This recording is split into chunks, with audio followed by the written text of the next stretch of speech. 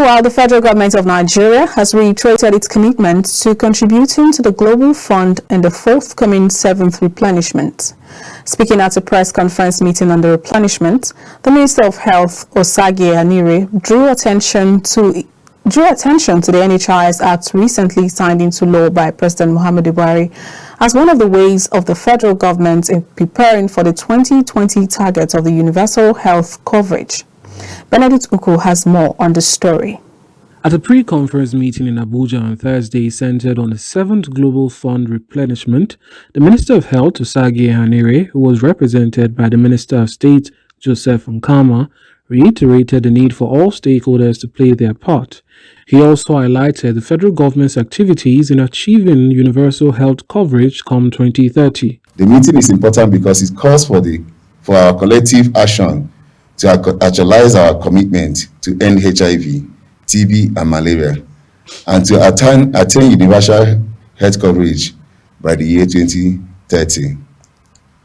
We aim, through today's discussions, to reflect on our progress and reiterate the need for continued investment in the fight against HIV, tuberculosis, malaria, through the Global Fund, since these are three main unfinished business for most recipient countries, including Nigeria.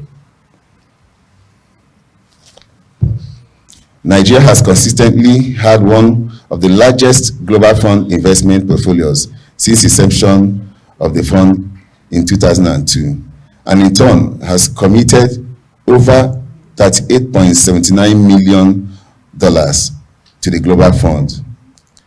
Global Fund investment in Nigeria has spurred consistent progress in the coverage of interventions for prevention and treatment of HIV, TB, and malaria, and contributed to building resilient and sustainable system for health. As we have heard from other speakers today, the strength of our partnership with Global Fund was further demonstrated through the rapid and generous support to our emergency response to COVID-19. The Director General of NACA, Gambo Aliyu, stated that Nigeria had been contributing and would do so again in the 7th replenishment. Aliyu gave an analysis on the expectations for the fight against HIV, tuberculosis, and malaria.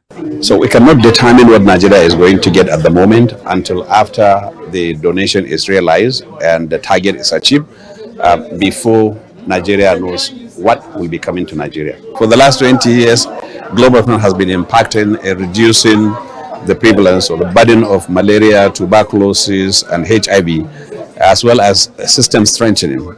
And it has done very well, especially in the last 3 years with COVID-19 response. We deploy resources that were meant for HIV, that were meant for other diseases to assist the COVID-19 response, and then as also the infrastructures that were available for HIV nationwide were deployed to assist COVID-19. So most of these infrastructures were established with contributions from Global Fund, and also cash that was made available to buy commodities, to buy keys, to buy PPEs that were distributed all over the country. In his presentation, the portfolio manager for Nigeria, Dr. Jean Thomas Nubosi, broke down the minimum required to get the Global Fund back on track and the benefits that would accrue. It will also help to catalyze the investment of domestic resources.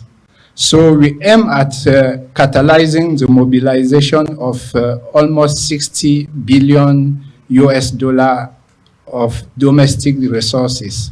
And as it has been said, the yield by investing $1 will be $31 in terms of saving.